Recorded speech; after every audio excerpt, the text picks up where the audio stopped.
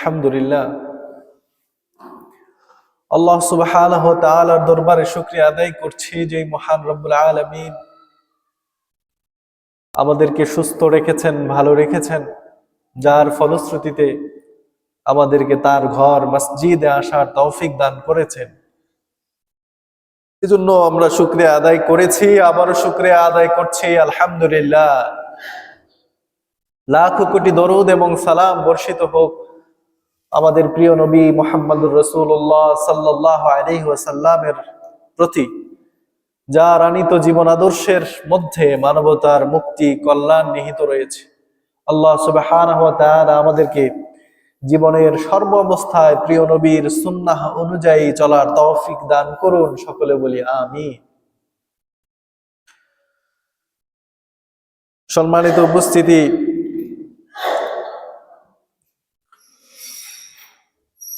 আমরা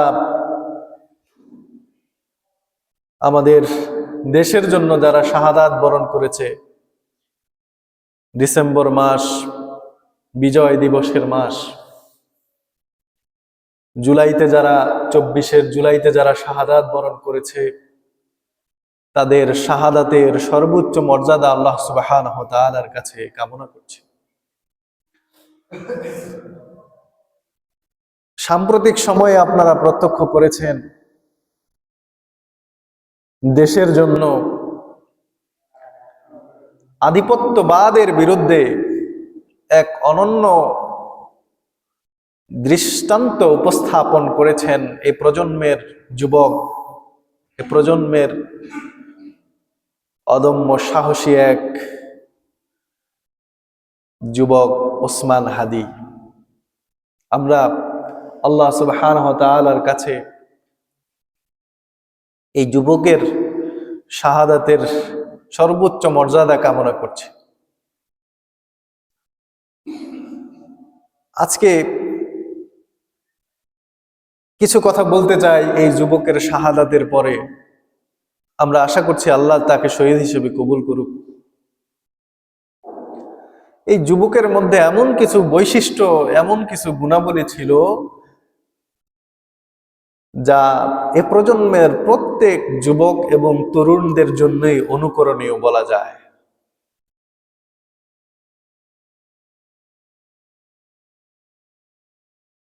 গত জুমার দিন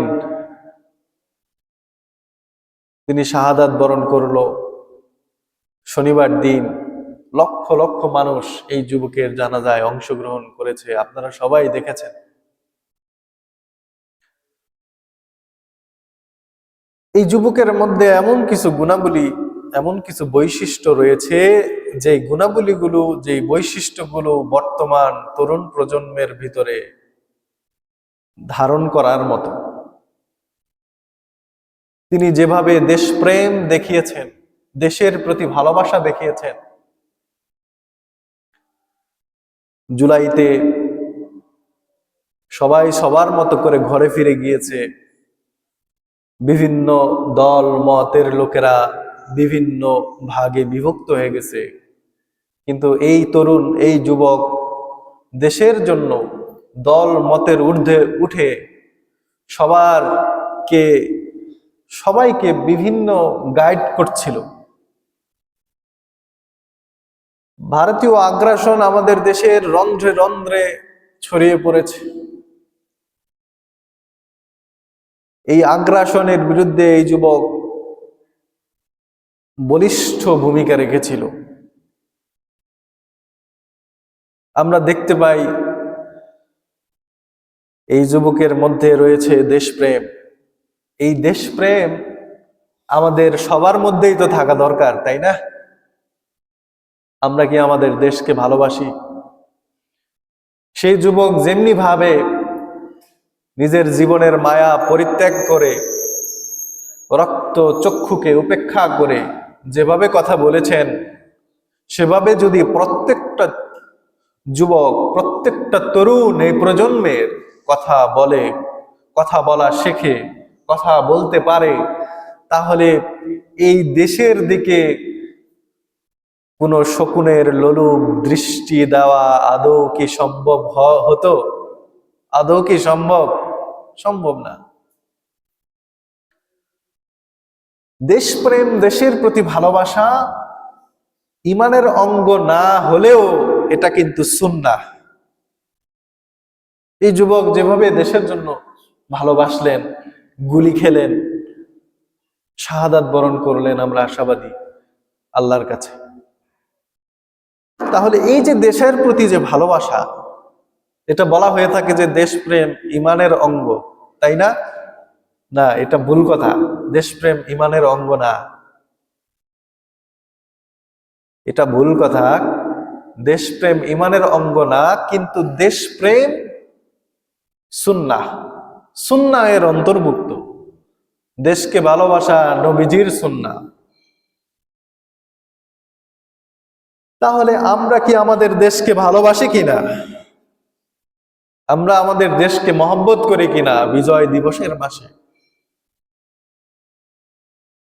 নতুন করে প্রত্যেকের রক্ত, প্রত্যেকটা বনি আদমের শিরা উপশিরা যেন নতুন করে ফিনকি দিয়ে উঠেছে।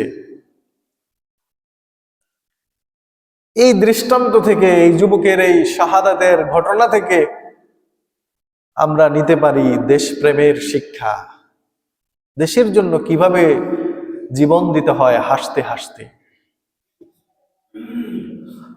রাসূল করিম সাল্লাল্লাহু আলাইহি ওয়াসাল্লাম তিনিও তার দেশকে ভালোবেসেছেন। আমরা কি আমাদের দেশকে ভালোবাসি? আমরা যদি আমাদের দেশকে ভালোবাসতাম, তাহলে দেশকে নিয়ে এত ষড়যন্ত্র কি আর হইতো? আমরা যারা সাধারণ মানুষ, তারা যদি দেশকে ভালোবাসতাম, তাহলে দেশের বিরুদ্ধে যখন বড় ধরনের ষড়যন্ত্র হয়, যেই দল যাদের তাবেদারি করে, কিছু কিছু দল আছে, কিছু কিছু ব্যক্তি আছে আমাদের দেশে যারা তাবেদার,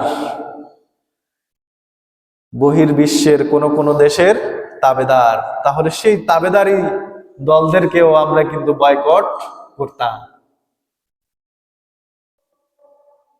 বিশ্বনবী সাল্লাল্লাহু আলাইহি ওয়াসাল্লাম দেশকে কত ভালোবাসতেন, মাতৃভূমিকে কত ভালোবাসতেন।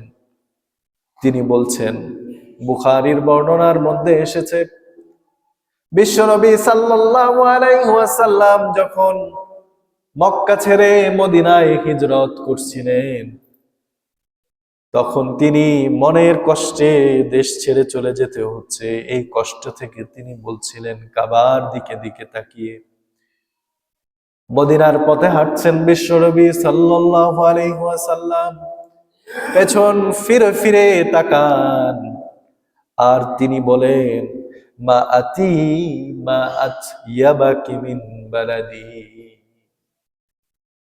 মা আতিয়াবাকি মিন বালাদিন, হে আমার দেশ তুমি কত না সুন্দর, হে মক্কা তোমার নগরী কত না সুন্দর, আহাব্বাকি ইলাইয়া, আমি আমার এই জন্মভূমিকে অনেক ভালোবাসি।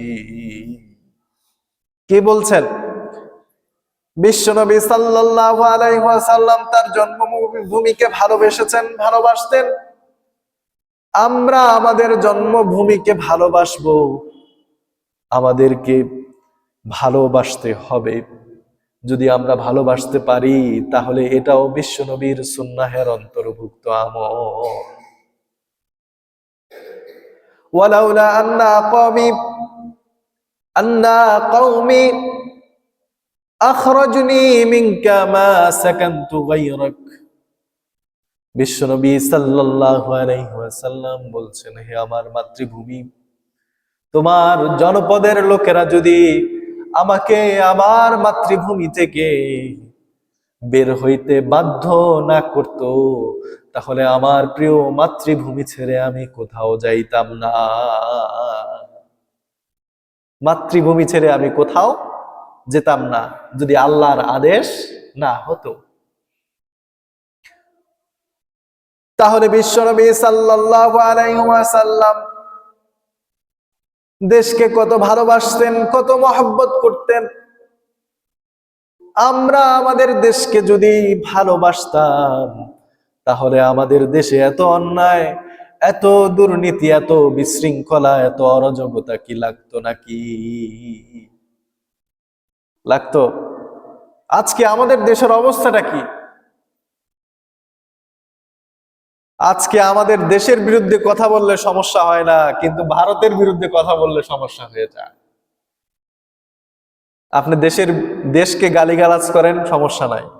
আওয়ামী লীগকে গালিগালাজ করেন, বিএনপিকে গালিগালাজ করেন, কোনো সমস্যা নাই। কিন্তু পার্শ্ববর্তী একটি রাষ্ট্র ভারত, এই ভারতের আধিপত্যবাদের বিরুদ্ধে যদি কেউ কথা বলে, তাহলে সে আর বাঁচতে পারবে না। দেখেন, আওয়ামী লীগকে কত গালাগাল দেওয়া হচ্ছে, বিএনপিকে কত গালাগাল দেওয়া হচ্ছে, ইন্টারিম সরকারকেও তো মানুষ গালাগাল দেয়। তাহলে এত কিছুর পরেও কোনো সমস্যা হয় না, কিন্তু পার্শ্ববর্তী রাষ্ট্র, একটা অসভ্য রাষ্ট্র, এই অসভ্য ভারত, এদের সাথে পৃথিবীর কোন রাষ্ট্রের সাথেই সুসম্পর্ক নাই। এই ভারতের আশেপাশে যতগুলো দেশ আছে, প্রত্যেকটা পড়শির সাথে তার গ্যাঞ্জাম, তার অঙ্গরাজ্যগুলোর সাথে পর্যন্ত তার গ্যাঞ্জাম সে লাগায় রাখছে। এত অসভ্য, বর্বর, অপদার্থ একটি রাষ্ট্র ভারত, এদের সাথে কারো সাথেই সুসম্পর্ক নাই। আজকে ভারতীয় আধিপত্যবাদের বিরুদ্ধে কথা বলার কারণে শহীদ আবরার ফাহাদ জীবন দিতে হলো। আমরা ছোটবেলায় সাইদি হুজুরের ওয়াজ শুনতাম, তিনিও এই তাফসির মাহফিলে এই আধিপত্যবাদের বিরুদ্ধে কথা বলেছেন, আমরা দেখেছি। তাকেও কিন্তু এই ভারতের ষড়যন্ত্রেই ফাঁসি দেওয়া হয়েছে, মিথ্যা অভিযোগ, তহমত দিয়ে। কাজী ইব্রাহিম সাহেব এই ভারতের বিরুদ্ধে কথা বলেছিলেন মসজিদের জুমায় দাঁড়িয়ে, জুমার খুতবায়। রাত্রেবেলায় তাকে গ্রেপ্তার করা হয়েছে। মাত্র কিছুদিন আগে দেশের পক্ষে এবং ভারতীয় আধিপত্যবাদের বিরুদ্ধে কথা বলার কারণে আরেকজন যুবক মৃত্যুর কোলে ঢলে পড়তে হল। নৃশংসভাবে দিবালোকে তাকে হত্যা করা হলো। কিন্তু আমাদের খুব কষ্ট লাগে, আমাদের খুব কষ্ট লাগে। প্রথম আলো, ডেইলি স্টার পত্রিকায় কারা হামলা করেছে, কিছু লোক, তাদের সাথে সাথে গ্রেপ্তার করা হইলো। গ্রেপ্তার করছে ভালো কথা, বিশৃঙ্খলা যারা করছে গ্রেপ্তার করাই উচিত। আর আমরা যারা মুসলিম, আমাদের জ্ঞান বুদ্ধিও একটু কম। আমাদের বিরোধীদের সাথে আমাদের মাথা দিয়ে কাজ করতে হবে, মাথা দিয়ে বিরোধিতা করতে হবে, জ্ঞান দিয়ে বিরোধিতা করতে হবে। কারণ আমরা যদি মাথা দিয়ে বিরোধিতা না করে সন্ত্রাসী কার্যক্রম চালাই, তাহলে তো গ্রেপ্তার করবেই। প্রথম আলো, ডেইলি স্টার যদি ভারতীয় আধিপত্যবাদকে প্রমোট করে, নাস্তিক্যবাদকে যদি প্রমোট করে, সমকামিতাকে যদি প্রমোট করে, ইসলাম বিদ্বেষকে যদি তারা এই দেশে প্রমোট করে, ভিন্ন কালচারকে যদি তারা এই দেশে প্রমোট করে, তাহলে তাদেরকে মোকাবেলা করতে হবে মাথা দিয়ে, বুদ্ধি দিয়ে, জ্ঞান দিয়ে। সেটা না করে তাদের অফিসের ভিতরে যারা হামলা করেছে, তারা মোটেও বুদ্ধির কাজ করে নাই, মোটেও বুদ্ধির কাজ করে নাই। এবং তাদের এই অফিস ভেঙে দিয়ে কি হবে? তাদের হার্ড ডিস্ক তো দিল্লিতে আছে, সমস্যা নাই। তাদের অফিস ভেঙে দেওয়া হয়েছে, এটা সন্ত্রাসী কার্যক্রম হয়েছে, কিছুক্ষণের মধ্যে গ্রেপ্তার করা হয়েছে, ভালো কথা। কিন্তু দিবালোকে একটা মানুষকে হত্যা করা হলো জুমার নামাজের পরে, শত শত মানুষের সামনে গুলি করে। এখনো পর্যন্ত সেই সন্ত্রাসীদেরকে চিহ্নিত পাবলিক করে দিল। কিছু কিছু সাংবাদিক সেই সন্ত্রাসীদেরকে চিহ্নিত করে দেওয়ার পরেও সন্ত্রাসী কিভাবে করে হত্যা করে মাত্র কয়েক ঘন্টার ব্যবধানে সেই ভারতে পালিয়ে যাইল। ভারতে কিভাবে পালিয়ে যেতে পারল? এখনো পর্যন্ত আদৌ এর বিচারের ব্যাপারে কোনো কিছু বুলি আওড়ানো হয়েছে, কিন্তু দৃষ্টান্তমূলক কোনো ব্যবস্থাই নেওয়া হয় না। অথচ কোনো প্রেসিডেন্টের বিরুদ্ধে কথা বলেন, কোনো ব্যক্তির বিরুদ্ধে কথা বলেন, সাথে সাথে কিন্তু গ্রেপ্তার হয়ে যাচ্ছে। গ্রেপ্তার হওয়াই উচিত, গ্রেপ্তার হওয়াই উচিত। কেউ অন্যায় করলে গ্রেপ্তার হওয়াই উচিত, সেটা তো আমরা অবশ্যই চাই। কিন্তু এত বড় অন্যায় করার পরেও এখনো পর্যন্ত এই সন্ত্রাসীদেরকে কারা প্রমোট করছে, এই সন্ত্রাসীদেরকে টাকা পয়সা দিয়ে কারা এই সন্ত্রাসী কার্যক্রম করার জন্য সহযোগিতা করলো, সচেতন সমাজকে এ ব্যাপারে সচেতন থাকা দরকার। কারণ এটা একটা জাতীয় ইস্যু, এ ব্যাপারে সতর্ক থাকা দরকার। এবং সে ব্যাপারে যদি কোনো পদক্ষেপ নেওয়া হয়, সেই পদক্ষেপে সমর্থন জানানো যদি সাধারণ মানুষদের সুযোগ হয়, তাহলে সেই সুযোগকে অবশ্যই কাজে লাগাতে হবে শান্তিপূর্ণভাবে। তো সম্মানিত উপস্থিতি, আমরা কথা বলছিলাম যে দেশপ্রেম, দেশকে ভালোবাসা। যে যুবককে শহীদ করা হলো, সেই যুবক সে নিছক একজন যুবক না, তার পারিবারিক ব্যাকগ্রাউন্ড সম্পর্কে আমরা অনেকেই জানি, অনেকেই জানি না। সেই যুবক একটা আলেম পরিবারের সন্তান, তার বাবা প্রিন্সিপাল ছিল, ভাইস প্রিন্সিপাল ছিল, তার দুইজন ভাই মাদ্রাসার মুহাদ্দিস এবং প্রিন্সিপাল। পুরো পরিবারটাই একটা দ্বীনি পরিবার। এবং এই যুবক সে নিজেও হাফেজে কোরআন। এই যুবককে হত্যা করার পর অসংখ্য অগণিত হাজার হাজার মানুষের চোখে আমরা পানি দেখেছি। আপনারাও হয়তো অনেকে দেখেন নাই, তারে চিনেনও না, কিন্তু অনেকেই কিন্তু তার জন্য চোখ দিয়ে পানি পড়েছে। তাহলে পরে দেশকে ভালোবাসা বিশ্বনবী সাল্লাল্লাহু আলাইহি ওয়াসাল্লামের সুন্নাহ। আমরা আমাদের দেশকে, আসুন বিশ্বনবী সাল্লাল্লাহু আলাইহি ওয়াসাল্লাম যেভাবে তার দেশকে ভালোবেসেছে, এই যুবক যেভাবে দেশের প্রতি ভালোবাসার দৃষ্টান্ত উপস্থাপন করলো, নিজের ছোট্ট একটা বাচ্চা আছে, স্ত্রী আছে, বয়স মাত্র 32, এই বয়সে তিনি দেশের জন্য হাসতে হাসতে শাহাদাত বরণ করলেন। এখান থেকে কি আমাদের একেবারেই শিখার কিছু নাই? তরুণ ভাইয়েরা, যুবক ভাইয়েরা, এখান থেকে আমাদেরকে শিক্ষা নিতে হবে। এই দেশকে রক্ষার জন্য, এই দেশকে আধিপত্যবাদ মুক্ত করার জন্য এদেশের যুবক একজন হাদি শাহাদাত বরণ করেছে। তাতে কি ঘরে ঘরে ওসমান হাদি তৈরি হবে ইনশাআল্লাহ।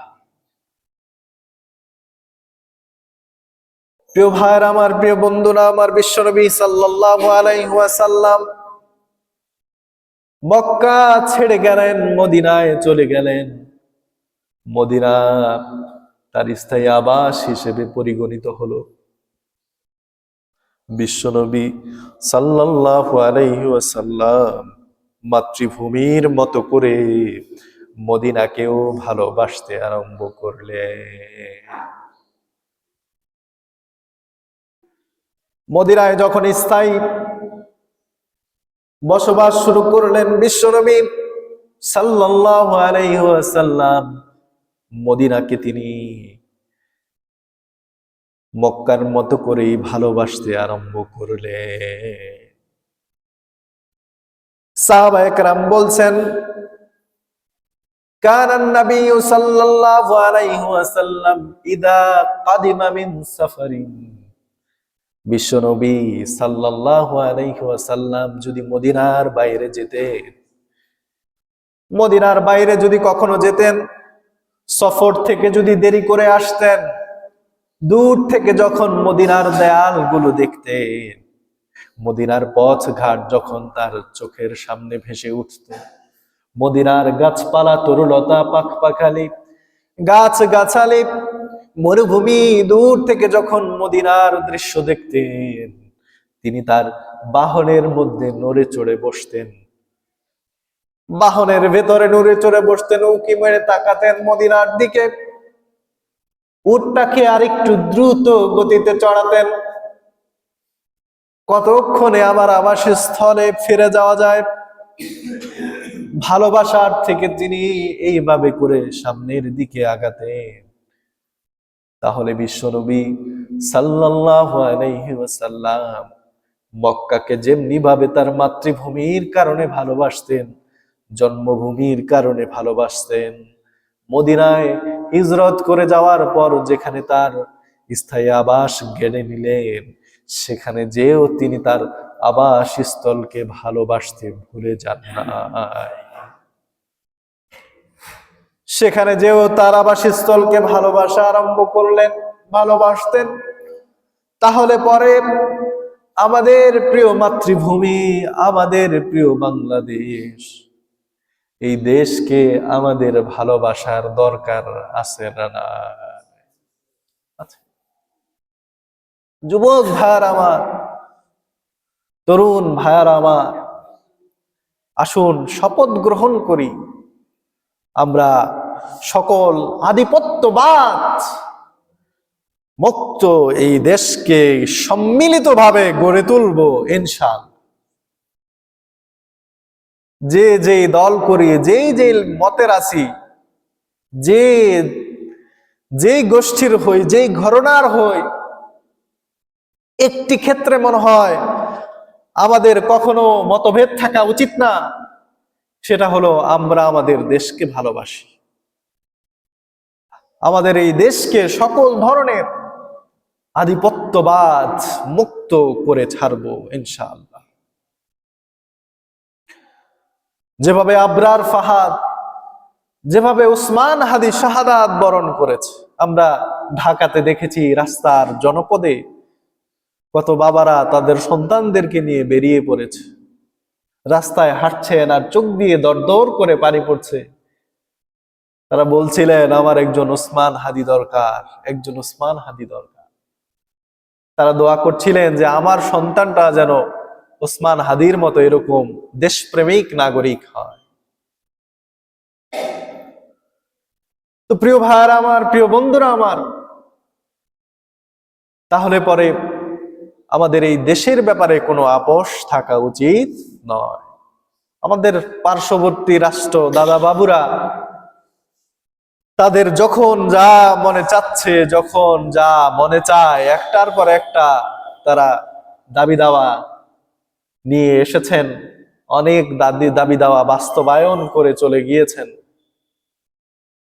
কিন্তু আমাদেরকে তারা সবসময় ঠকানোর জন্য প্রতিযোগিতা করেছেন বিভিন্ন সময়ে, বিভিন্ন আমলে। এজন্য যারা সচেতন শিক্ষিত সমাজ রয়েছে, তারা এ ব্যাপারে সতর্ক থাকা দরকার। সম্মানিত উপস্থিতি, তাহলে আজকে সেই যুবক, তিনি আমাদেরকে শিখিয়েছেন ইনসাফের বাণী, ঠিক না? সেই যুবক আমাদেরকে শিখিয়েছেন দেশপ্রেম, দেশের জন্য কিভাবে ভালোবাসতে হয়, ভালোবাসা উদ্গীরণ করতে হয়, শাহাদাত বরণ করতে হয়। এটা যেমনি ভাবে শিখিয়েছেন, সেই যুবক আমাদেরকে আরো শেখালেন যে ইনসাফের জন্য কিভাবে লড়তে হয়, ইনসাফের জন্য, ন্যায় নীতির জন্য কিভাবে লড়াই চালিয়ে যেতে হয়, কিভাবে সত্য বাক্য উপস্থাপন করতে হয়, কিভাবে গুলির মুখে জীবন দিতে হয়। তার মুখের তার যে সেন্টার ছিল ইনকিলাব মঞ্চ, তো সেখান থেকে তারা প্রায়ই যখন সংবাদ সম্মেলন করতেন, তাদের অনেক কিছু হয়তো আপনার ভালো লাগবে না। আমরা খুতবার শুরুতেই বলছি যে কিছু কিছু বিষয় তো যেগুলো ভালো লাগতেই পারে, ভালো লাগবেই আমাদের। সেগুলো থেকে তো আমরা শিখতে পারি যে তারা সব, তার মুখের একটা কমন কথা ছিল যে সে ইনসাফের কথা বলতেন, ইনকিলাবের কথা বলতেন, ন্যায় নীতির কথা বলতেন। আজকে আমাদের দেশে কি ইনসাফ উপস্থিত আছে? আজকে আমাদের দেশে কি ন্যায় নীতি প্রতিষ্ঠিত আছে? এদেশে 1971 সালে কত মানুষ শাহাদাত বরণ করলেন, শহীদ হলেন দেশের জন্য। এরপরে আবার 24 জুলাইতে কত যুবক, কত তরুণ, কত শিশু, কত নারী শাহাদাত বরণ করলেন। তো লাভ কি? আমাদের দেশে ন্যায় নীতি কি প্রতিষ্ঠিত হয়েছে? কেন হচ্ছে না? কারণ আমরা এই দেশের মানুষ, আমরা নিজেরাই ঠিক হচ্ছি না। আমরা নিজেরাই নিজেদেরকে দুর্নীতি থেকে বের করতে পারতেছি না, অন্যায়ের সাথে জিহাদ ঘোষণা করতে পারতেছি না, অন্যায়ের সাথে আপোষ করতে পারতেছি না। আজকে আমাদের মতো করে আমরা নিজের স্বার্থ চরিতার্থের জন্য যেমনে মন চায় অমনে চলছি, কোনো কিছুর তোয়াক্কা করছি না, ন্যায় নীতির কোনো আইনের তোয়াক্কা করছি না, নিজেদের মতো করে নিজেরা চলছি। দলগুলোর মধ্যে মারামারি, কামড়াকামড়ি, জাতীয় পর্যায় থেকে নিয়ে শুরু করে দেশের একেবারে রুট লেভেল পর্যন্ত ন্যায় নীতি কি উপস্থিত আছে? নাই। প্রিয় ভাইয়েরা আমার, প্রিয় বন্ধুরা আমার, আল্লাহ সুবহানাহু ওয়া তাআলা আমাদেরকে ন্যায় নীতির কথা বললেন, ন্যায় নীতি প্রতিষ্ঠার কথা বললেন। জুমার দিন প্রত্যেকবার জুমার খুতবায় যে আয়াতটি সবশেষে তেলাওয়াত করা হয়, সেই আয়াতটি আমরা অনেকেই বুঝি, অনেকেই বুঝি না। সেটা কি? ইন্নাল্লাহা ইয়া'মুরু বিল আদলি ওয়াল ইহসান। ইন্নাল্লাহা ইয়া'মুরু বিল আদলি ওয়াল ইহসান। পড়া হয় না? প্রতি জুমায় পড়া হয়, বলা হয় ইন্নাল্লাহা ইয়া'মুরু, নিশ্চয়ই তোমাদের রব তোমাদেরকে আদেশ করেছে,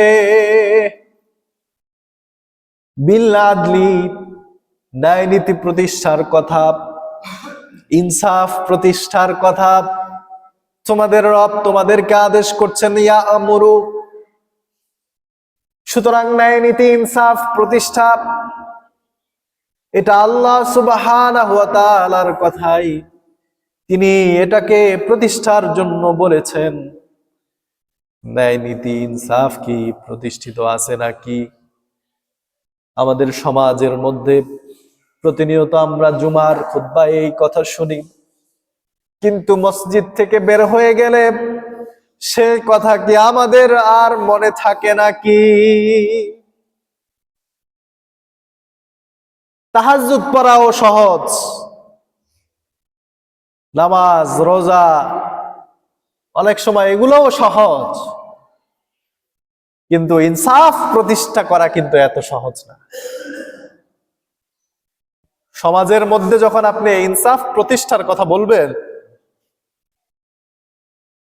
ইনসাফ প্রতিষ্ঠার কথা যখন আপনি সমাজে বলবেন, তখন দেখবেন আপনার চারিপাশে শত্রুর অভাব নাই। প্রাণের বন্ধু জানের শত্রু হয়ে গেছে এখন। ইনকিলাব মঞ্চের যে হাদি, তাকে শহীদ হতে হলো এই ন্যায় নীতির কথা বলার কারণেই তো তার এই অবস্থা হয়ে গেল। তাহলে আজকে আপনি আমি আমাদেরকে ন্যায় নীতি প্রতিষ্ঠার কথা এটা শুধু উসমান হাদি বলেছেন তা নয়, বরং এটা বলেছেন কে? আল্লাহ সুবহানাহু ওয়া তাআলা। তিনি আমাদেরকে বলছেন যে তোমরা ন্যায় নীতি প্রতিষ্ঠিত করো। সমাজের মধ্যে ইনসাফ প্রতিষ্ঠিত করো। সমাজের মধ্যে যখন আপনি ইনসাফ প্রতিষ্ঠার সংগ্রাম করবেন, লড়াই করবেন, যুদ্ধ জিহাদে নেমে পড়বেন, তখন সাহাবায়ে কেরামকে যেইভাবে ইনসাফ প্রতিষ্ঠার জন্য শাহাদাত বরণ করতে হয়েছে, যুগে যুগে ইমামদেরকে যখন ইনসাফ প্রতিষ্ঠার জন্য লড়াই করতে হয়েছে, আপনি আমিও ইনসাফ প্রতিষ্ঠার জন্য লড়াই করতে যদি নামি, তাহলে আমাদেরকেও এরকম শাহাদাতের পেয়ালা পান করা লাগতে পারে। ঠিক কিনা? তাহলে যুবক ভাইরা, যুবক বন্ধুরা আমার, আল্লাহ সুবহানাহু ওয়া তাআলা কোরআন মাজিদের মধ্যে আমাদেরকে আরো কত চমৎকার করে বলছেন, ইয়া আইয়ুহাল্লাযীনা আমানু কুনু কাওয়ামিনা লিল্লাহি শুহাদাআ বিল কিসত। ইয়া আইয়ুহাল্লাযীনা আমানু, হে ঈমানদারগণ, তোমরা যারা ঈমান আনয়ন করেছো। কাদেরকে বলতেছেন? আমরা যারা ঈমান আনয়ন করছি তাদেরকেই আল্লাহ বলছেন, কুনু কাওয়ামিনা লিল্লাহি শুহাদাআ বিল কিসত, তোমরা আল্লাহর জন্য ইনসাফের উপর প্রতিষ্ঠিত হয়ে যাও। কিসের উপর প্রতিষ্ঠিত হয়ে যাও? কুনু কাওয়ামিনা, কাওয়ামিনা দণ্ডায়মান হয়ে যাও, লিল্লাহি আল্লাহর জন্য, শুহাদাআ বিল কিসত সত্যের সাক্ষ্য রূপে, ইনসাফের পক্ষে, ন্যায় নীতির পক্ষে তোমরা দণ্ডায়মান হয়ে যাও, স্থির হয়ে যাও, দাঁড়িয়ে যাও। ওয়ালা ইয়াজরিমান্নাকুম শানাআনু কওমিন আলা আল্লা তা'দিলু, কোন কওমের ভয় যেন তোমাদেরকে কাতর করে না ফেলে, কোন ব্যক্তি, গোষ্ঠী, সমাজের ভয় যেন তোমাদেরকে ইনসাফ প্রতিষ্ঠার ক্ষেত্রে ভীত সন্ত্রস্ত করে না ফেলে। আজকে ইনসাফের কথা, ন্যায় নীতির কথা, অন্যায়ের বিরুদ্ধে কথা বলতে গেলে আমাদের কত চিন্তা করা লাগে। ইমাম সাহেব চিন্তা করেন আমার চাকরি থাকবে কিনা, খতিব সাহেব চিন্তা করেন আমার খুতবা থাকবে কিনা, সমাজের মাতবর চিন্তা করে ন্যায় নীতির কথা বলতে গেলে আমার মাতবরি টিকবে কিনা। ঠিক কিনা? পরিবারের মধ্যে যখন শালীনতার কথা বলবেন, ভদ্রতার কথা বলবেন, ইনসাফের কথা বলবেন, ন্যায় নীতির কথা বলবেন, তখন দেখবেন পরিবারের মধ্যেও আপনার মর্যাদা আস্তে আস্তে করে অন্যান্য মানুষের কাছে কমছে। এইভাবে করে প্রিয় ভাইয়েরা আমার, প্রিয় বন্ধুরা আমার, আপনি যখন ইনসাফের পক্ষে দাঁড়াবেন, এটা দাঁড়াতে আল্লাহ সুবহানাহু ওয়া তাআলাই বলেছেন, আপনি আমি যখন এই ইনসাফের পক্ষে দাঁড়াবো তখন কিন্তু আমাদের চারিপাশে শত্রুই ভরে যাবে। তখন শাহাদাতের জন্য আমাদের প্রস্তুতি গ্রহণ করা লাগতে পারে। তাহলে পরে আমরা তো ভীত সন্ত্রস্ত হব না। আজকে ঈমানদার যারা মুমিন, তাদের অন্যতম বৈশিষ্ট্যই তো হলো তারা সাহসী, তারা মৃত্যুকে পরোয়া করে না, ভয় পায় না। কারণ মৃত্যু আল্লাহ সুবহানাহু ওয়া তাআলা যেভাবে লিখেছেন, যেভাবে লিখে রেখেছেন সেভাবে হবে, এটাই তো স্বাভাবিক। কিন্তু সেই মৃত্যু যদি হয় শাহাদাতের মৃত্যু, তাহলে তো মৃত্যুর সাথে সাথে আপনি আল্লাহর জান্নাতে চলে যাবে, জীবনের সমস্ত গুনাহগুলো আপনার মাফ হয়ে যাবে। প্রিয় ভাইয়েরা আমার, প্রিয় বন্ধুরা আমার, আজকে গত সপ্তাহে ইন্তিকাল করা, শাহাদাত বরণ করা উসমান হাদি, তার এই প্রেক্ষাপট আমাদের আরো শেখালো যে একজন ইমানদার হিসেবে আমাদের মধ্যে শাহাদাতের চেতনা থাকা দরকার, শহীদ হওয়ার বাসনা থাকা দরকার। আমাদের বিশ্বনবী সাল্লাল্লাহু আলাইহি ওয়াসাল্লাম পর্যন্ত বলতেন, নবুয়তের মর্যাদা সবচাইতে বড় মর্যাদা, নবুয়তের মর্যাদা সবচাইতে উঁচু মানের মর্যাদা, সবচেয়ে সম্মানের মর্যাদা। তারপরেও আমার মন চায় আমি শাহাদাত বরণ করি, আমার মন চায় আমি শাহাদাত বরণ করি। সাহাবায়ে কেরাম শাহাদাতের জন্য পাগল পারা ছিলেন।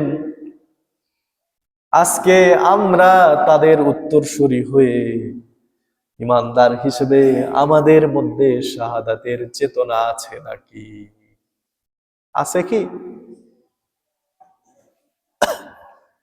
সাহাবায়ে কেরামদের মধ্য থেকে যারা অন্ধ ছিলেন, হাঁটতে পারতেন না, ল্যাংড়া মানুষ, তারপরেও শাহাদাতে যাওয়ার জন্য পাগল পারা ছিলেন। কারণ তারা বুঝতেন, তারা জানতেন শাহাদাতের যে কত মর্যাদা, শাহাদাতের যে কত মর্যাদা, তারা এটা উপলব্ধি করতে পেরেছিলেন। এই জন্য তাদের মধ্যে প্রতিযোগিতা চলতো শাহাদাতের জন্য।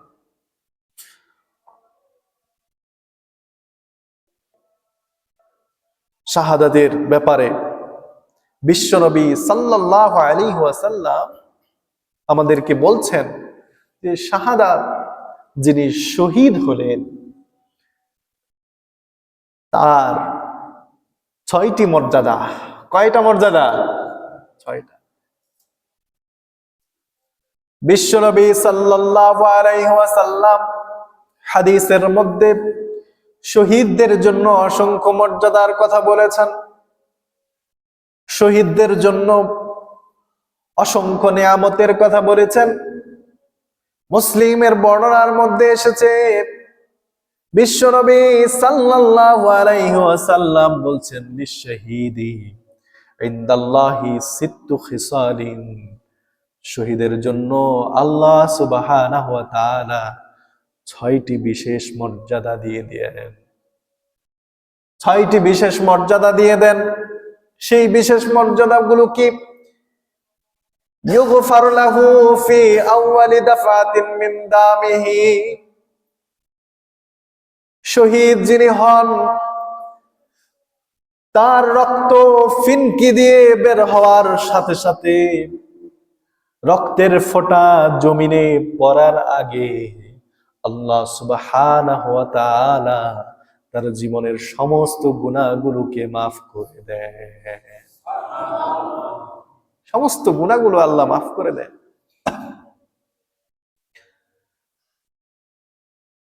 বিশ্বনবী সাল্লাল্লাহু আলাইহি ওয়াসাল্লাম অতঃপর বলছেন, ওয়া ইউরা মাকআদাহু মিনাল জান্নাহ, অতঃপর যিনি শহীদ হচ্ছেন তাকে সাথে সাথে জান্নাতে তার আবাসস্থল দেখানো হয়। যিনি শাহাদাত বরণ করলেন, প্রথম রক্ত ফিনকি দিয়ে বের হওয়ার সাথে সাথে, মাটিতে পড়ার সাথে সাথে তার জীবনের গুনাহগুলো মাফ হয়ে গেল। এরপর তাকে সাথে সাথে জান্নাতে তার যেখানে থাকার ব্যবস্থা হবে সেটা দেখানো হয়। বিশ্বনবী সাল্লাল্লাহু আলাইহি ওয়াসাল্লাম বলেন, ওয়া ইউজারু মিন আযাবিল কবর, ওই ব্যক্তির জন্য তৃতীয় মর্যাদা হলো আল্লাহ সুবহানাহু ওয়া তাআলা তার কবরের আযাবকে মাফ করে দেয়। কবরের আযাবকে মাফ করা হলো ওয়া আমানু মিনাল ফাযাইল আকবার, এবং শহীদ যিনি হলেন তিনি ঈমানের সাথে মৃত্যুবরণ করবে। ঈমান নামক দৌলত তাকে দেওয়া হবে। ঈমান নামক দৌলত তাকে দেওয়া হবে। ওয়ায়ুযাওয়াজু মিনাল হুরিল আইন, এবং মৃত্যুর পরে, শাহাদাতের পরে জান্নাতে হুরদের সাথে তার বিয়ের ব্যবস্থা করা হবে। তাহলে ওয়ায়ুহাল্লা হুল্লাতাল ঈমান, সে ঈমানের সাথে মৃত্যুবরণ করবে, এরপর মৃত্যুর পর তার আখিরাতের জিন্দেগিতে হুরদের সাথে তার বিয়ের ব্যবস্থা করা হবে। তাহলে এই যে একজন শহীদের যে কত ফাজাইল, কত মর্যাদা, আপনার আমার মধ্যে যদি শাহাদাতের সেই তামান্না না থাকে, তাহলে সেই মর্যাদা আমরা অর্জন করব কিভাবে? সেই মর্যাদা কি আসলে আদৌ অর্জন করা সম্ভব? আমরা অনেকেই চিন্তা করি, এখন কি আর সেই যুদ্ধ জিহাদ আছে নাকি, এখন কি আর সেই সুযোগ সময় আসবে কিনা, থাকে না? আমরা অনেকেই এই ধরনের চিন্তা করতে পারি। কিন্তু দেখেন, এই পরিস্থিতির মধ্যেও একজন তরুণ আমাদের দেশের ন্যায় নীতির কথা বলে তিনিও গুলি খেলেন, এবং তিনিও কিন্তু ওলামায়ে কেরামদের দৃষ্টিভঙ্গির আলোকে তিনিও শাহাদাত বরণ করলেন ইনশাআল্লাহ। তাহলে আপনার আমার হয়তো সেই বদর, উহুদ, খন্দক আসবে না, কিন্তু আপনার আমার মধ্যে যদি দেশপ্রেমের জন্য, ন্যায় নীতির জন্য, ইনসাফের জন্য যদি জীবন দেওয়ার, শাহাদাত বরণ করার মানসিকতাও থাকে, তাহলে পরে কিন্তু আমরাও সেই শহীদের মর্যাদা অর্জন করতে পারি। এবং এর মাধ্যমে আমরা আমাদের সেই মর্যাদাপূর্ণ অবস্থানে নিজেকে পাঠাতে পারি। এজন্য যুবক ভাইয়েরা আমার, তরুণ ভাইয়েরা আমার, আজকে আসুন আমরা শিক্ষা গ্রহণ করি যে আমাদের জীবনটাকে আমরা ঠিক তেমনি ভাবে গড়ে তুলব। আমাদের ভাই শহীদ ওসমান হাদি যে বিষয়গুলো আমাদের শিখিয়ে গেলেন, তার সেই জীবন থেকে আমরা এই কয়েকটা বিষয় শিখতে পারি, এই কয়েকটা বিষয় আমরা বুকে ধারণ করতে পারি। এবং এই যুবকটি, তিনি কত মর্যাদাপূর্ণ তার কবর হলো। আধিপত্যবাদের বিরুদ্ধে যিনি কথা বলেছেন, কবি কাজী নজরুল, তার মতো একজন সাধারণ মানুষ, আল্লাহ তাকে দুনিয়াতেও সম্মান দিলেন। সেই নজরুলের পাশে, মসজিদের পাশে ঢাকা বিশ্ববিদ্যালয়ের, সেখানে তার কবর হলো। প্রতিদিন এখনো শত শত মানুষ তার কবরের সামনে এসে চোখের পানি ফেলে, তার জন্য দোয়া করে। তাহলে আজকের তরুণ যুবক ভাইয়ারা, আসুন আমরা আমাদের জীবনকে, আমাদের লাইফ স্টাইলকে, আসুন সেই শিক্ষা থেকে শিক্ষা নিয়ে সেইভাবে করে নিজেদেরকে গড়ে তুলি। আল্লাহ সুবহানাহু ওয়া তাআলা আমাদেরকে সর্বাবস্থায় ঈমানের উপরে থাকার তৌফিক দান করুন। আমরা যেন সবসময় আমাদের দেশকে ভালোবাসতে পারি, আমরা যেন সবসময় ন্যায় নীতি এবং ইনসাফের কথা বলতে পারি, এবং আমাদের হৃদয়ের মধ্যে যেন সবসময় শহীদ হওয়ার বাসনা থাকে। আল্লাহ সুবহানাহু ওয়া তাআলা আমাদের তৌফিক দান করুন। সুবহানাকাল্লাহুম্মা ওয়া বিহামদিকা আশহাদু আল্লা ইলাহা ইল্লা আনতা আস্তাগফিরুকা ওয়া আতুবু ইলাইক। আসসালামু আলাইকুম ওয়া রাহমাতুল্লাহ।